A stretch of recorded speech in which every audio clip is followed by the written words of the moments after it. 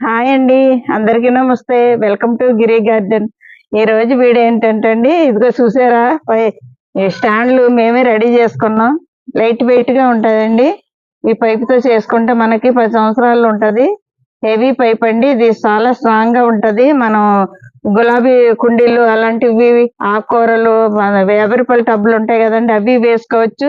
Already వేసాము, చూపిస్తాను లాస్ట్‌లో. అలాంటి టబ్బులు వేసుకోవచ్చు.